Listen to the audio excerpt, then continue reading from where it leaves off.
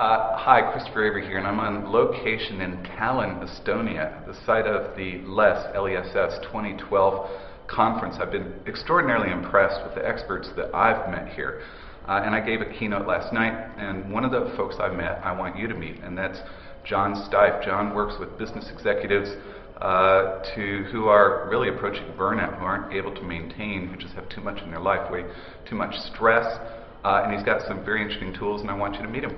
John, thanks for making time for me. It's a pleasure. Yeah, so you work with business owners and executives who just can't hold it all together, is that right? Yeah, they can't sustain. They can't sustain the pace that they're used to.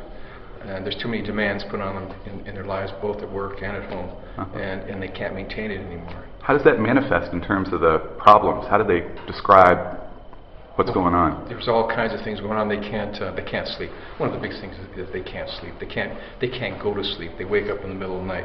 Lots of anxiety, even to the point of even sexual dysfunction. They can't perform at home. We often, they high blood pressure, eating problems, high blood pressure, weight, problems, weight problems, and exactly diabetes. It all manifests in these, and I call them messages, not symptoms, because these are messages that are basically saying, "Hey, pal, you got to stop what you're doing." Right. And a lot of times we don't listen to those messages. Right. So in today's organizational world, there's a popular notion of sustainable pace, which means, I understand, that you're good for 40 or 50 hours a week of work, and when you actually try and put in more than that, your productivity goes down, so that you put in 80 hours and you get half as much productivity as if you put in 40.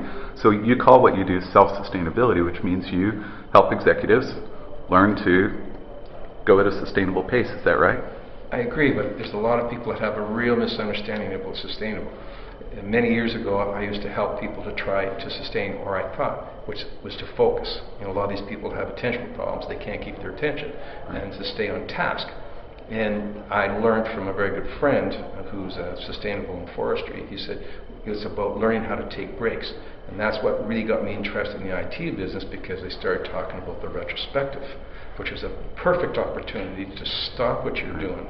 You re-energize, you reflect, you can look back on previous problems, then you get back at it again. And what you can do is get into that rhythm of taking your moments off. And it could be for 1 minute at a time, it can be for 5 minutes, it can be 10 minutes.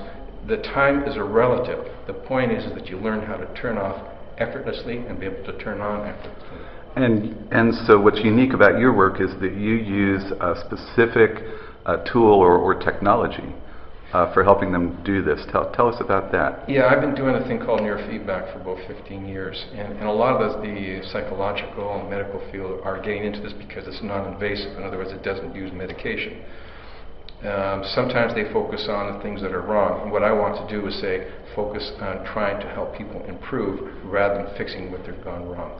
I'm also doing what we call brain mapping, or QEEG, which basically takes a picture of the brain, its function, its electrical function. So I don't know what their thoughts are, it's just how their brain is operating. That helps me to look and say, okay, what do we need to work on? How can we change?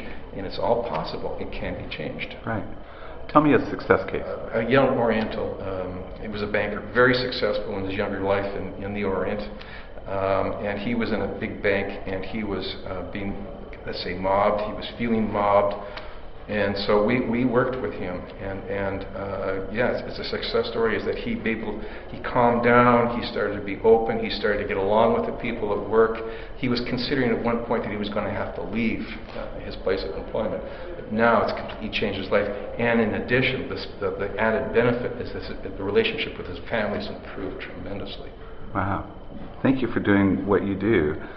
Tell me how people can get a hold of you and what regions of the world you work in. I'm currently working in Switzerland, but I don't work just with individuals. The reason why I'm here was my claim to fame was that I worked at Google.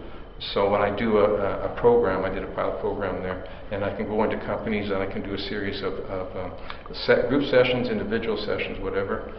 So I do travel, and we can do things over the internet, because I believe it's not just about doing one workshop because we're changing brain patterns, which takes time.